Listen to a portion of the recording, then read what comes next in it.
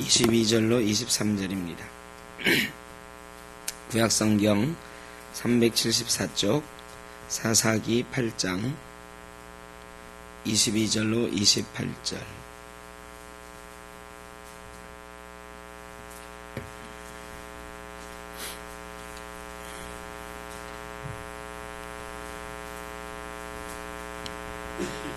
한 절씩 교독하고 28절은 같이 보겠습니다. 그때 이스라엘 사람들이 기드온에게 이르되 당신이 우리를 미디안의 손에서 구원하셨으니 당신과 당신의 아들과 당신의 손자가 우리를 다스리소서 하는지라.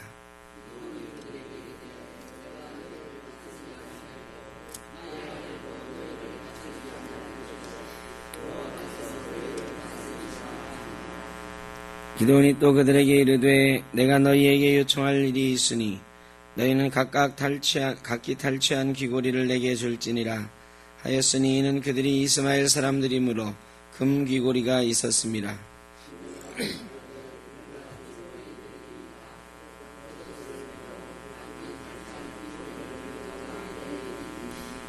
기드온이 요청한 금 귀고리의 무게가 금 1700세겔이요 그 외에 또 조승달 장식들과 폐물과 미디안 왕들이 입었던 자색 의복과 또 그 외에 그들의 낙타 목에 둘렀던 사슬이 있었더라.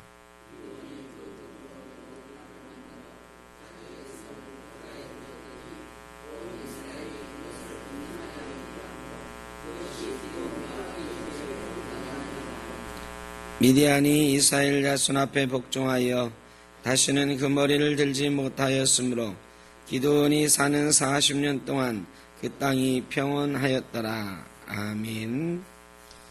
반갑습니다. 우리 앞뒤자로 인사하시죠? 반갑습니다. 잘 오셨습니다. 날이 좀 썰렁합니다. 또 우리 교회도 좀 썰렁합니다. 하도 여행 가고 놀러 가시는 분들이 많아서 또 아픈 분들도 자꾸 생기고 우리가 기도 많이 해야 될 때다 싶습니다. 기드온의 300 용사가 미디안 군사 13만 5천 명과 횃불과 나팔과 항아리를 가지고 싸워서 대승을 거두었습니다. 그리고 이제 세바와 살문나라고 하는 미디안의 장군들이 15,000명 패잔병을 거느리고 도망가고 있었어요. 근데 300명이 기세를 몰아가지고 15,000명을 쫓아가는 거예요. 이때에 일어났던 일들입니다. 자, 300명 가지고 13만 5천 명하고 싸운다고 할 때 궁금하게 혹은 걱정스럽게 혹은 비웃으면서 보고 있었던 많은 사람이 있을 거다. 특별히 제일 궁금했던 사람들은 어떤 사람들일까요? 3만 명 처음에 싸움에 나가려고 모였던 3만 2천 명이 다 가라고 해놓고 300명만 남겨놨잖아요. 그러니 가면서 야 우리는 싸우려고 왔는데 싸워보지도 못하고 속으로는 잘됐다 싶어도 겉으로는 왜 우리는 못 싸우게 하냐. 나중에 300명만 남기는 걸 보고 저 사람 저 사람 미쳤다. 별의별 얘기를 하고 다 갔을 거예요. 이 3만 명의 사람들이 귀를 쫑긋 세우고 보고 있었을 거다. 두 번째는 이 기드온의 지파 므낫세 지파의 아비에셀 지파인데 이 지파 사람들을 중심으로 지금 300명이 모인 건데 주변에 여러 지파들이 또 귀를 쫑긋 세우고 있었을 거예요. 야 미디안과의 전쟁이 어떻게 될까? 우리가 벗어나면 좋겠는데 저 300명 가지고 싸운다니 말이 되는가? 여러 사람들이 촉각을 곤두세우고 있었겠죠. 그런데 전쟁에서 이겼단 말이에요. 놀라운 일이 벌어져 300명이 13만 5천 명 중에 자그마치 12만 명을 죽이고 300명이 12만 명을 죽이려면 한 사람이 몇 명 죽여야 되는지 아세요? 400명 죽여야 해, 400명. 근데 자기들끼리 죽고, 이렇게 하나님 역사 가운데 죽고 했겠죠. 300명이 칼도 없이 어떻게 400명씩 한 사람이 죽이겠어요. 별의별 방법으로 다 죽었을 거라. 15,000명이 정신없이 몇 명이 쫓아온지도 모르고 도망가는데 300명이 막 쫓아간다면 이 소문이 삽시간에 퍼졌을 거예요. 이 어떻게 되나 보던 사람들이 있잖아요. 300명이 싸움에서 이기고 도망자들 15,000명을 쫓아간다 하는 소리를 듣고 아마 주변에서 그 쫓아가는 일에 합류했던 사람들이 틀림없이 있을 거예요. 여러분 가만히 있었겠습니까?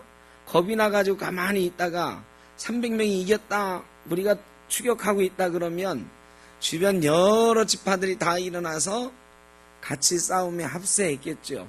그때부터는 상황이 달라졌을 거예요. 에브라임 지파가 이때 등장을 합니다. 에브라임 지파도 이 싸움의 마지막에 숟가락 하나 더 얹었던 거죠. 근데 와가지고 좀 민망하거든. 자기들이 숟가락 하나 더 얹었으니까 민망한데 이 민망하면 고개를 숙이고 그냥 민망하다 하고 있으면 괜찮은데 되게 사람들이 어떤 심성이 있느냐, 내 민망한 걸 감추기 위해서 다른 핑곗거리를 찾아요. 그래 에브라임 지파가 이 기드온을 찾아와서 막 불평을 터뜨립니다. 아니 우리를 진작 불렀으면은, 우리가 진작 나가서 같이 싸웠으면 더 크게 이기고 더 쉽게 이겼을 텐데 왜 이 전쟁에 우리를 부르지 않았느냐. 근데 기드온이 불렀어요, 안 불렀어요? 예? 어떻게 불렀죠? 처음에 어떻게 했어요? 처음에 나와 함께 미디안과 싸울 사람은 나오라면서 나팔을 불었다고요. 전 이스라엘에 내가 미디안하고 지금 싸우러 갈 건데 나와 함께 싸울 사람 해가지고 모인 게 32,000명이에요. 전 이스라엘이 모였던 거죠. 그런데 에브라임 지파는 그때 나갔던 거 안 나갔던 거예요? 안 나간 거지. 안 나간 거예요. 원래는 에브라임이 제일 먼저 나갔어야 돼. 왜? 므낫세 지파가 지금 어려움을 당하고 있고 므낫세 지파의 기드온이 싸운다고 하는데 므낫세 지파는 에브라임 지파와 어떤 지파예요? 형제 지파잖아요. 요셉 지파자, 요셉 지파. 유일하게 요셉의 자손인 므낫세와 에브라임이 말하자면 몇백 년 지나긴 했지만 이웃 사촌도 아니고 피를 나는 혈족이 혈족이죠. 말하자면 다 성이 달라. 근데 므낫세랑 에브라임 지파만 김씨야. 이런 거죠. 그러니까 도우면 에브라임 지파가 맨 먼저 나와서 도왔어야 되는데 가만히 있다가 므낫세가 싸움에서 이겼다 그러니까 그때 숟가락 하나 더 얹고 겨우 적장 2명 잡고 도망가는 사람 몇 명 잡고 민망하니까, 안 도와줬으니까 민망하잖아요. 여러분 그렇잖아. 나랑 친한 사람이 뭐 좀 도와달라고 그랬는데 앞만 봐도 저건 도와줘도 밑 빠진 독에 물 붓기야. 그래가지고 안 된다고 딱 거절했단 말이죠. 저거 부탁 들어서 나도 곤란하게 생겼어. 딱 거절했단 말이죠. 그런데 그 사람이 계속 곤란해졌으면은 좀 덜 미안할 텐데 그 사람이 어떻게 됐어요? 누군가 도와줘가지고 잘 살게 됐네? 나중에 그 사람 만나려니 어떻게 해요? 민망하잖아, 민망해요. 그때 뭐라고 하냐면, 야, 그때 네가 한 번만 더 부탁했으면 내가 도와주려고 하고 있었는데 왜 나한테 부탁을 안 하고 저 사람한테 갔냐, 이런 셈이지. 여러분 그런 때 어떻게 해요? 에? 여러분 누군가 말이죠, 그런 상황에서 왜 나한테 부탁을 안 하고, 친척인 나한테 부탁 안 하고 한 번만 더 부탁을 하지, 내가 준비하고 있었는데 말이야, 그거 한 번 딱 부탁해서 안 들어준다고 옆에 사람한테 가서 우리 집안 망신시키고 그 사람한테 돈을 빌렸느냐, 막 이렇게 나오면 여러분 그 사람한테 뭐라고 하겠어요? 예?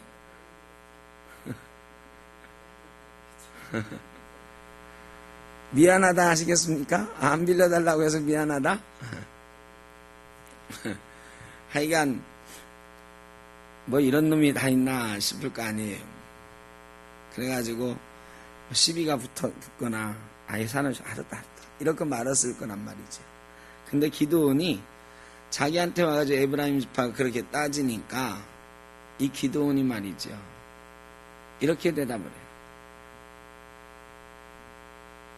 너희가 마지막에 참여를 했지만 너희가 세운 공이 우리가 세운 공보다 훨씬 크다.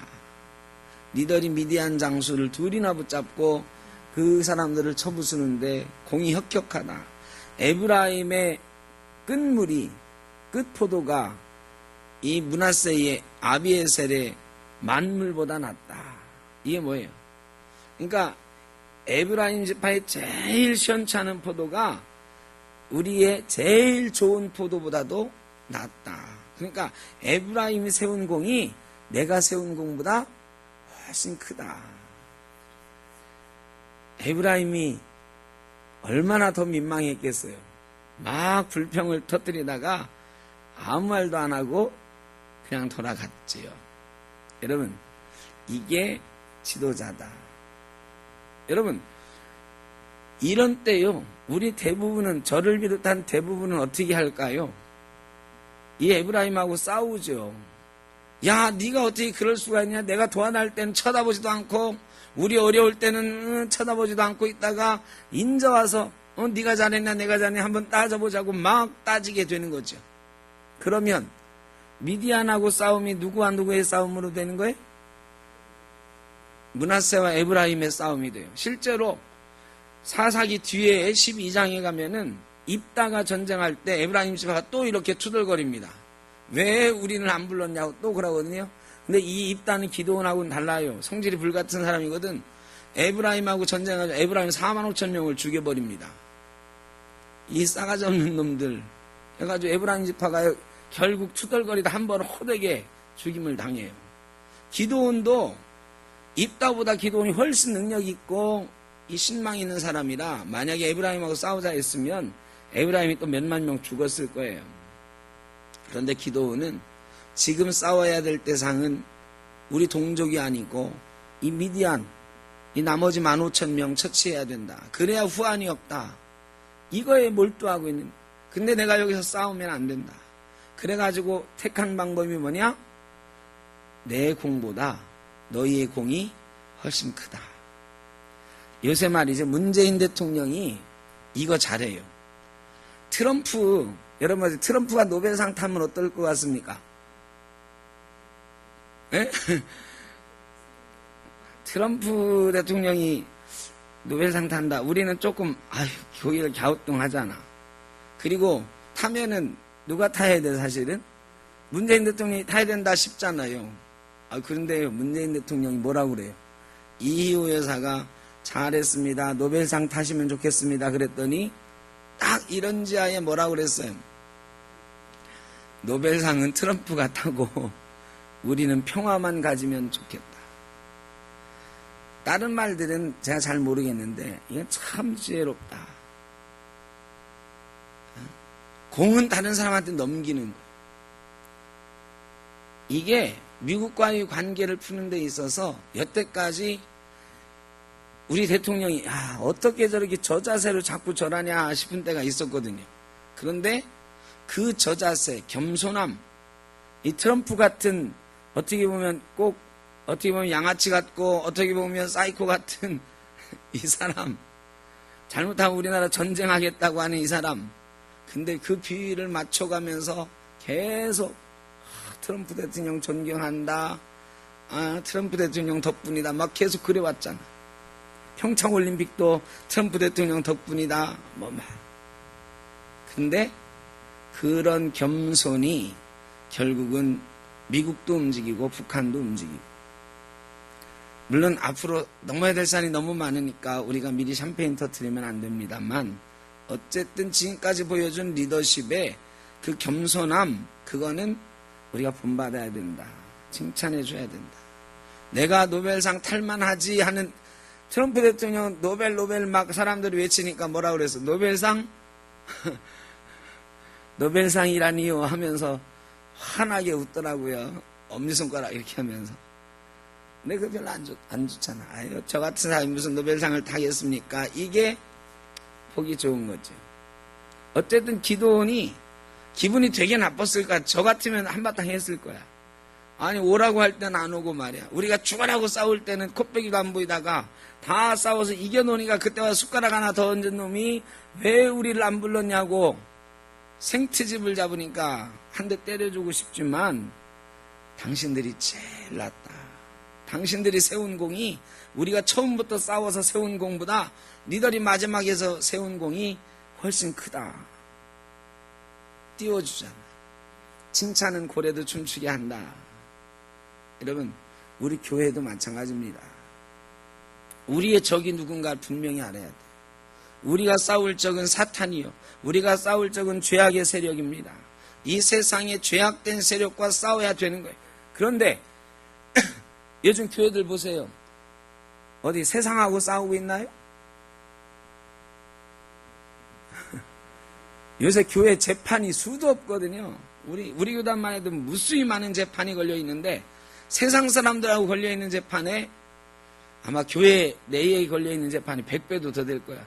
제가 알기로는 세상하고는 재판 별로 안 걸어 그렇게. 근데 교회 내에는 수십 수천의 재판이 걸려 있어요. 요즘 명성교회하고 우리 총회하고 재판하는 것 때문에 요새 아주 저희 교단 목회자들이 머리가 터집니다.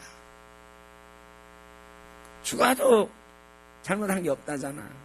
우리 교단 법을 어겨놓고. 그래 막 재판이 붙는 거야 서로. 교회마다 그래. 우리끼리 싸우느라고 벌려놓고. 뭐 우리 지금 뭐 말만 하면 알만한 수많은 교회들이 싸워가지고 깨지고 우리 교단만이 아니죠. 사랑의 교회도 지금 뭐 난리 났지 않습니까 지금. 뭐 여의도 순복음교회 이미 한바탕 휩쓸고 지나갔지요. 사랑의 교회 합동측 제일 큰 교회 그랬죠. 우리 교단 제일 큰 교회 지금 난리나 있지. 이게 우리끼리 싸우다가 세상 손가락질 당하고 사탄에게 먹혀버리는 이런 문제가 심각하다. 이게 왜 그러느냐? 대단히 죄송합니다만 목사들 때문에 그래요. 지도자들이 잘못해서 지도자가 바로 서야 되는데 지도자들이 욕심부리니까 말이죠. 지도자는 지도자다워야 되는데 그 욕심을 버리지 못해가지고 우리끼리 싸움판을 만들었어요. 그리고 교단이 어떻게 되든 교회가 어떻게 되든 상관없어. 자기 아들만 살면 되는 거예요. 심각합니다. 지도자를 잘 만나야 되기도 하지만 우리가 지도자를 위해서 기도하고 지도자가 바로 설 수 있도록 정말 애를 써야 된다. 지도자들도 내가 지도자의 길을 제대로 걸어가고 있는지 정말로 돌아보고 또 돌아봐야 된다. 그래야 나라든 교회든 바로 서는 것입니다. 우리에게 그런 지도자가 있기를 위해서 여러분 꼭 기도하시길 바랍니다. 이 300명이요. 처음부터 같이 모였던 300명이 있고 그때 합류한 사람들이 있는데 이 300명이 얼마나 피곤하겠어요. 이제 이스라엘 사람들이 막 모여들었어. 이 15,000명 쫓는 일은 이 300명이 안 해도 나머지 사람들이 해도 될 것 같잖아요. 근데 이 300명 사람들이 성경에 보면은 피곤하지만 계속 쫓았다. 그렇게 기록하고 있어요.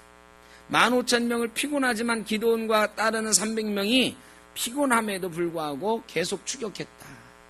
왜? 끝까지 해야 될 일이니까요. 그 일이 끝까지 해야 될 일이니까. 근데 너무 피곤해요. 또 배도 고파요.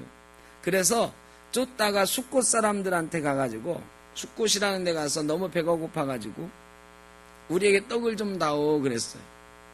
그랬더니 이 사람들이 우리가 왜 너희한테 떡을 주냐? 떡을 안 주는 이유가 뭔지 아세요?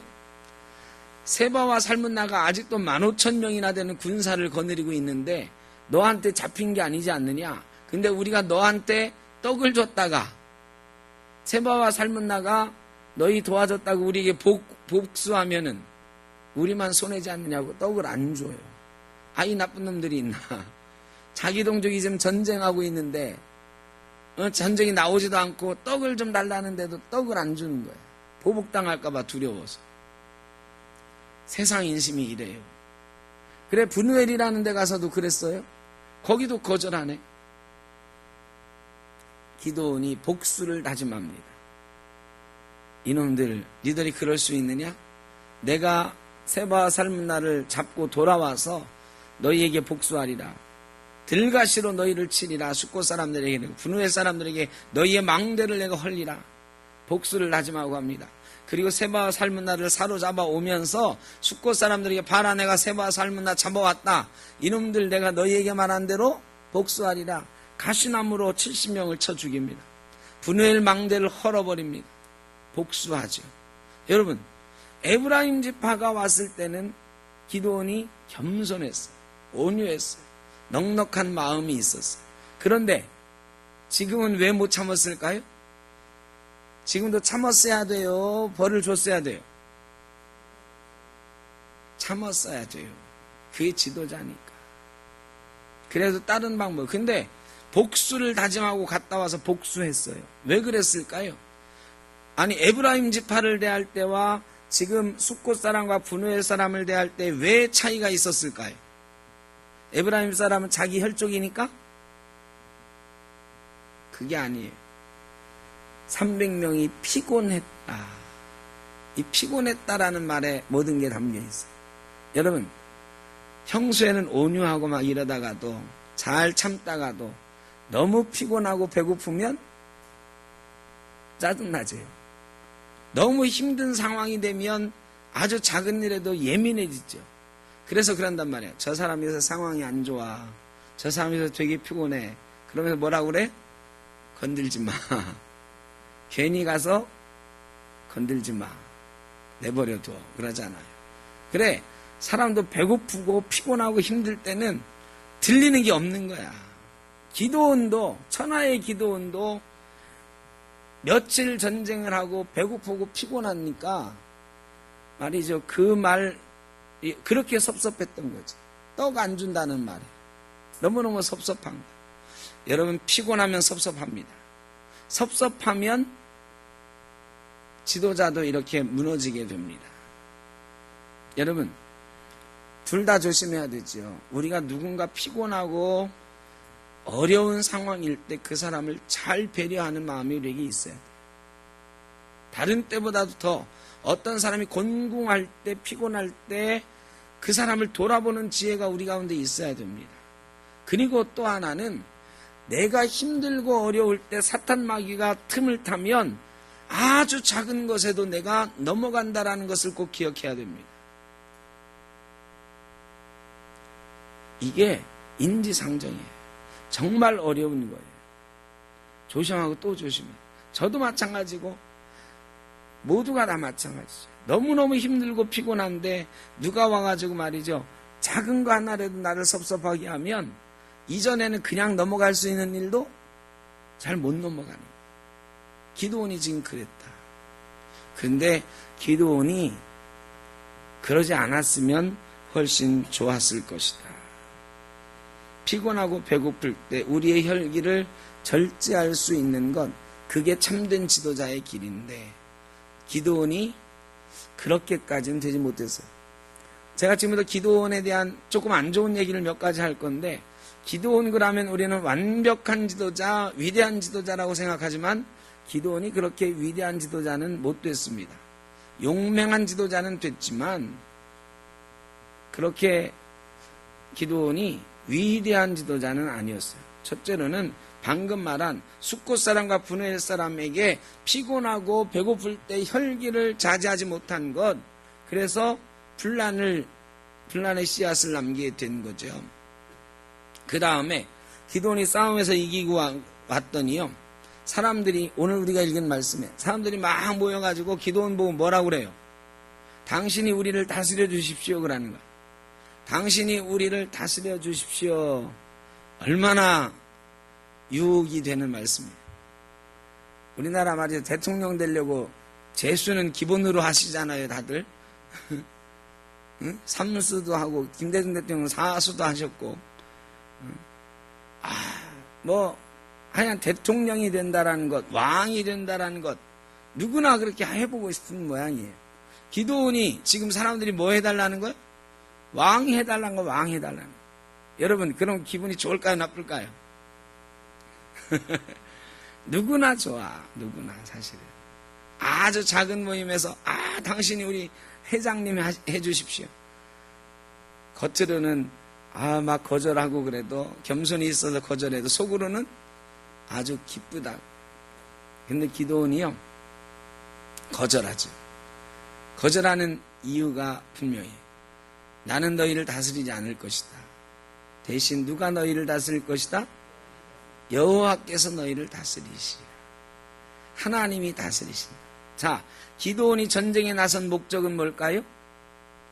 전쟁에 나선 목적은 이스라엘 백성이 하나님을 떠나서 죄악 가운데 빠졌기 때문에 하나님이 미디안을 통해서 이스라엘 백성을 치신 거예요. 이스라엘이 부르짖었어요. 하나님이 기드온을 부르셔서 너가 미디안을 쳐라 하셨어요. 이 전쟁의 목적은 뭐예요? 죄악에 빠졌던 이스라엘 백성들이 다시 누구에게로 돌아오도록? 하나님께로 돌아오도록 해라. 이게 전쟁의 목적인 거예요. 사사기의 모든 전쟁의 목적은 하나님께서 그 전쟁을 일으키시는 사사를 통해서 구원하시는 목적은 이스라엘 백성을 쳐서 누구에게로? 하나님께로 돌아오게 하는데 목적이 있는 거예요. 기도는 그 목적을 분명히 알았어요. 이 전쟁의 목적인 내가 영광을 차지하고 내가 왕 되는 것이 전쟁의 목적이 아니라 이스라엘 백성이 하나님께 돌아가는 것이 이 전쟁의 목적이라는 것을 알았어요. 그래서 여호와께서 너희를 다스리실 것이다라고 잘 피해 갔습니다. 기도원이 여기서 끝났으면 참 좋았을 텐데 너희가 나를 왕 삼아주려고 했으니 기왕에 왕 삼아주려고 했으니 참 고맙다. 그런데 내가 왕은 하지 않겠다. 대신 너희에게 부탁할 것이 있다. 뭘 부탁했어요? 너희가 가지고 있는 금을 좀 다 가져와 봐라. 요번에 빼앗은 금 그거 좀 가져와 봐라. 사람들이 말이죠. 왕 삼는다고 하는데도 겸손하게 거절하고 기드온에게 뭔가 좀 해주고 싶은데 말이죠. 너희가 뺏은 것 중에 금을 좀 가져오라고 하니까 기드온을 위해서 금을 다 모았어요. 1700세겔 모았다고 그랬으니까 꽤 많이 모았어요. 이것으로 기드온이 뭘 만들었어요? 에봇을 만들었어요. 에봇은 뭐예요? 예? 에봇은 이 조끼예요, 조끼. 그러니까 이 맨 위에 걸치는 옷. 제사장의 에봇 그러면은 이 제사장의 이 상의를 이렇게 가리는 조끼 같은 옷. 그 옛날에 저번에 성막에 갔을 때 여기에 제가 제사장 옷을 입었었는데 이렇게 앞뒤로 해가지고 쭉 걸치는 옷이 있었어요. 앞에 보석이 막혀 있고. 그게 에봇이에요. 이 에봇은 권위의 상징이에요. 그러니까 그냥 이런 옷 위에 말하자면 제가 가운을 하나 입는다 아니면 저 스토를 걸친다 이런 것과 같은 거예요. 신분을 상징하는 겉옷 이게 에봇이에요. 그 에봇을 하나 만들어서 금으로 된 에봇을 만들었어요. 그리고 그걸 갖다 자기 집에다가 잘 모셔놨어요. 사람들이 기드온이 뭘 하나 봤더니 그걸 가지고 휘황찬란한 금 에봇을 만들어서 기드온의 집에 갖다 모셔놓았거든. 사람들이 그로부터 뭔 일만 생기면 기드온에게 찾아오는 거야. 찾아와서 뭐라고 그래요? 내가 요즘 어려운 일이 있는데 당신의 기운을 좀 받아가고 싶습니다. 내 기운을 어떻게 받아가는데 저 금 에봇 좀 한번 입어보고 가게 해주십시오. 아니면 금 에봇 좀 한번 만지고 가게 해주십시오. 그러면 거기서 놀라운 기운이 나와서 당신이 300명 가지고 미디안 13만 5천 명 이겼던 그런 기운을 내가 받아갈 수 있을 것 같습니다. 여러분 우리나라에 그런 거 많죠. 어느 불상에 코끝을 만지면 뭐 시험에 잘 붙는다. 그래가지고 코끝이 다 단 불상도 있다며요. 에? 저기 대구에 동화사 말고 또 그 뭐 있지 왜? 하여간 시험 볼 때만 되면 막 기도하러 가는 난리 나는 장소 막 그런 데가 있어요. 가서 부처의 코끝을 만지면 하여간 뭐 잘린다. 그 코가 막 달아. 이런 것처럼 에봇을 그렇게 취급하는 거예요. 에봇이 신이 되는 거예요. 에봇이 우상이 되는 거죠. 여러분 기드온이 그거를 말렸을까요? 안 말렸을까요? 예?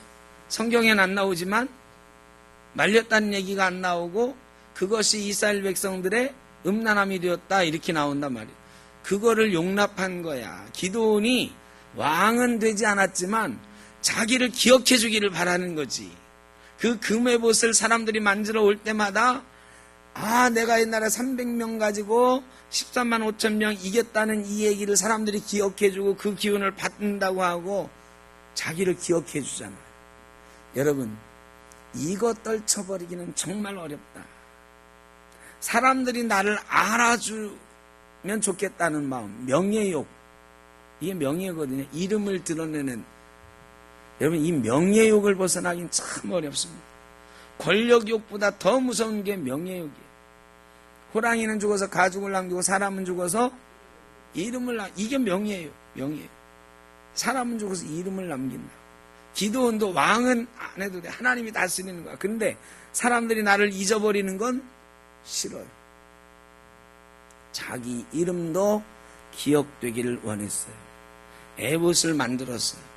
그리고 에봇에 사람들이 와가지고 온갖 음란한 짓을 하나님 대신하여 에봇을 섬기는 것을 용인하고 그대로 두었다.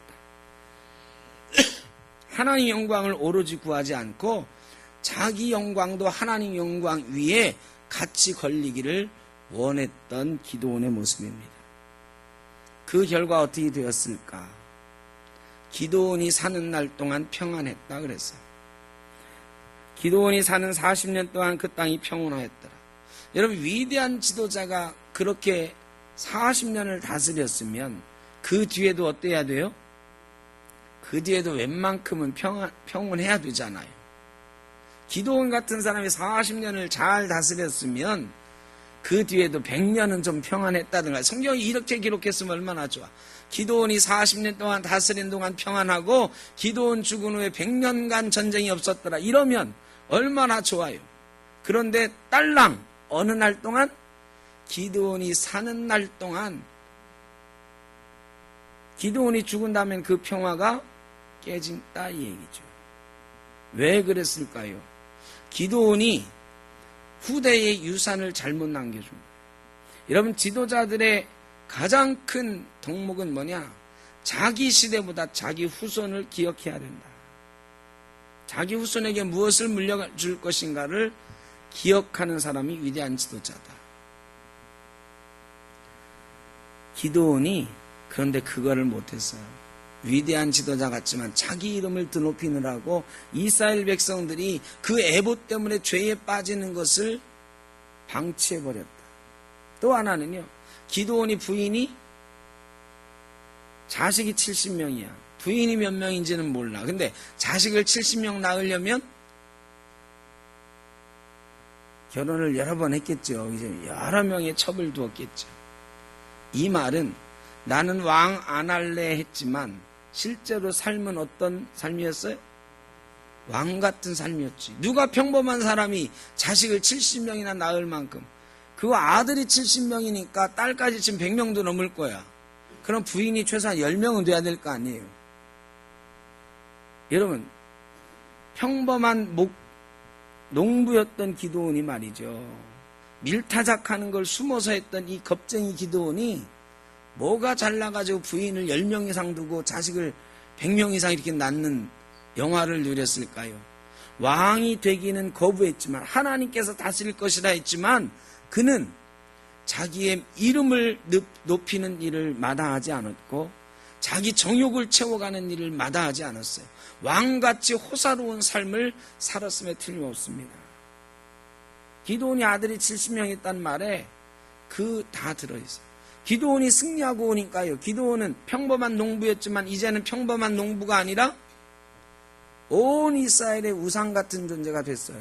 여기저기 가문에서 청혼이 들어오고 여기저기 아가씨들이 기드온 얼굴 한번 보자 하고 오는 거야.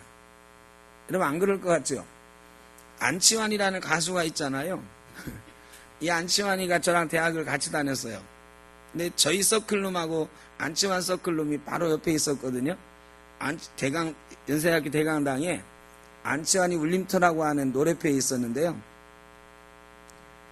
그때도 노래를 참 잘했어요.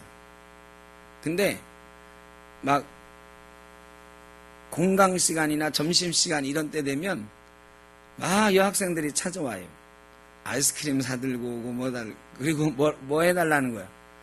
안치만 보고 노래 불러달라고 막 찾아와. 기도원이 말이죠. 그랬을 거야. 이 아가씨도 찾아오고 저 아가씨도 찾아오고 300명 가지고서 14만 5천 명 이기던 얘기 좀 해달라고 하고, 기도원이 그러면서 이 여자 저 여자를 다 아내로 거느리기 시작한 거죠. 여러분, 호화롭게 사치스럽게 방탕하게 사실은 산 거다. 겉으로는 왕이 되지 않겠다고 했지만 속으로는 왕 같은 삶을 즐기면서 살았다. 그리고 그 중에는 정말로 양아치 같은 아들도 있었다. 나중에 이 70명의 아들들이 어떻게 됩니까? 다음 주에 말씀드리겠습니다만, 이 70명의 아들 중에 한 아들이 지 아버지가 왕이 안 되겠다고 한 거, 사람들한테 가서 우리 아버지는 왕이 안 되겠다고 했는데 우리 아버지는 감이 안 돼서 왕이 안 되겠다고 하셨지만, 이제 그 아들이 내가 왕이 되겠노라, 왕이 되겠다고 나서요. 자, 아들이 70명인데 그 중에 한 명이 왕이 되려면 어떻게 해야 될까요? 나머지 70명은 죽여야지. 한 아들이 나머지 70명의 아들을 다 죽이는 사건이 나오는 거죠. 이게 기드온이 물려준 가문이에요. 기드온은 위대한 승리를 거두었지만 믿음의 유산을 자녀들에게 물려주는 데는 완전히 실패했습니다. 왜 그랬을까? 탐욕이 있었어요. 이름에 대한 탐욕, 명예에 대한 탐욕, 이 정욕에 대한 정욕, 이런 것들이 있었어요. 그런 걸 이기지 못했어요. 그리고 그것들에 맡겨서 자기의 나머지 40년을 살았어요. 그리고 70명의 아들을 낳았지만 결국은 그 가문이 비극의 역사 가운데 빠져들게 되었습니다. 마지막으로 기드온이 죽은 다음에 기드온을 사람들이 이제 기드온이 살아있는 동안은 기억을 했겠지요. 그런데 나중에는 어떻게 됐을까요? 기드온 집안을 잘 대해줬을까요? 기드온의 집을 후대하지 않았다고 성경은 기록하고 있습니다.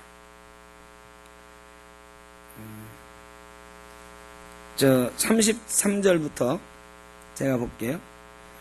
기드온이 이미 죽음에 이스라엘 자손이 돌아서서 바알들을 따라가 음행하였으며, 이제 에봇을 섬기던 이스라엘 사람들이 기드온 죽고 난 다음에 바알을 다시 섬기기 시작했고, 또 바알브릿을 자기들의 신으로 삼고, 이스라엘 자손이 주위의 모든 원수들의 손에서 자기들을 건져내신 여호와 자기들의 하나님을 기억하지 아니하며, 하나님을 기억하지 않았고요. 35절에 또 여룻바알이라는 기드온이 이스라엘에 베푼 모든 은혜를 따라 그의 집을 후대하지도 아니하였더라. 우상을 섬기고 하나님을 기억하지 않고 기드온에 관한 것도 기억하지 않고 기드온의 자손들을 어떻게 했어요? 후대하지 않았다.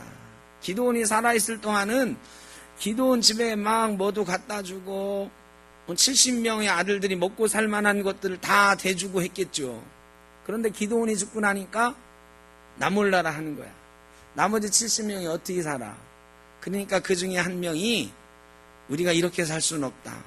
아직도 아버지의 영향력이 조금이라도 남아있을 때 내가 왕이 되어 우리 가문을 다시 한번 일으켜보자.